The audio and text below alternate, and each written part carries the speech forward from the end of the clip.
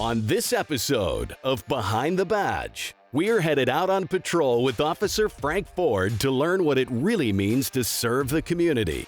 Local comedian Lenny Clark stops by with a little advice for one of our officers. And we'll learn about a very special foundation whose simple mission is to spread holiday joy to local residents of Watertown.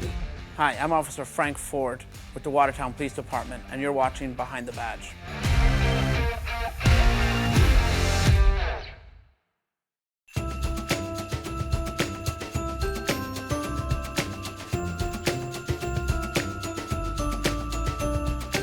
When you think about the holiday season, there's no better feeling than when a loved one opens a gift and smiles.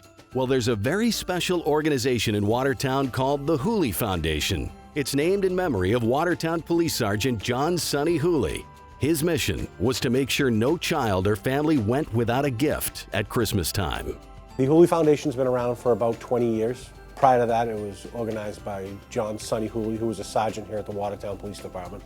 Sonny was a legend in Watertown. Sonny would go around basically collecting money from people.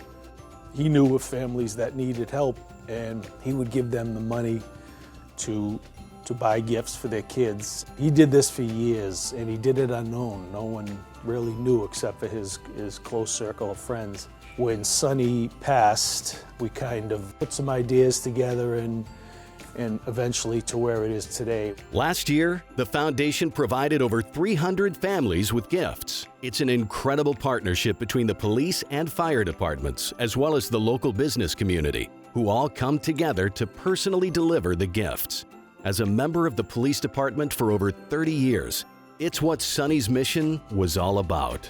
If you come here at Christmas time, this is the home base for the Hooley Foundation. So we clear out, we shut this room down for 2 or 3 days, and this room is full of toys, and this is where all the officers and the firefighters and the volunteers come to bag the toys, and we bring them out the door and go deliver them to all the children of Watertown. It's not only helping the children, putting a smile on their faces, but I'm sure it's also really instrumental to the parents. It must feel good for them that their kid is not going without on Christmas.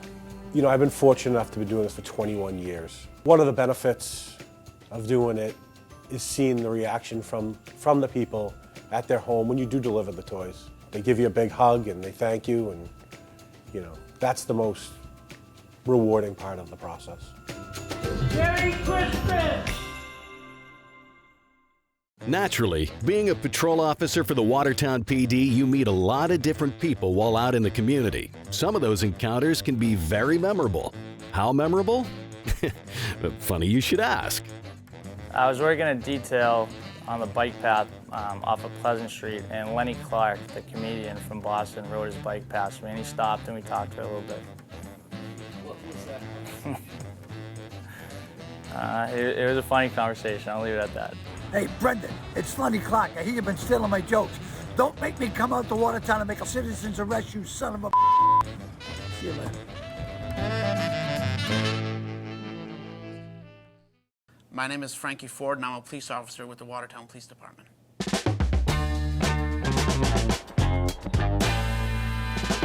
I was born in Galway, Ireland. At 23 years old, I decided, you know what, I'm going to head over to the United States and see if I can become a police officer over here. Frankie comes from a family of law enforcement. His grandfather was a chief of police, and his uncle a police officer as well.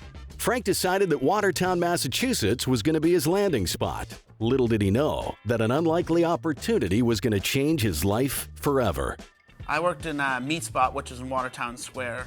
I met most of the people in the community from working there. It's funny, you're walking down the street, everyone's waving to you, and even some of the officers say to me, it's like, how do you know so many people? You're not even from here. But I guess it's just the friendly Irish smile I have.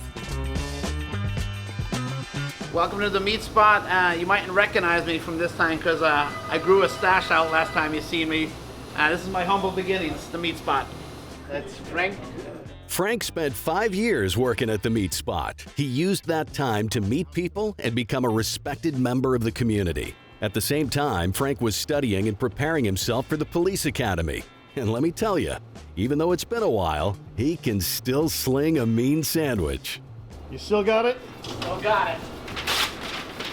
We were looking for help. We put up a help wanted sign on the window, and then Frank is walking towards the front of the store, and then he saw the sign, and he said, walks in, yeah, okay, I'm looking for a job. So we kind of liked him right very first time.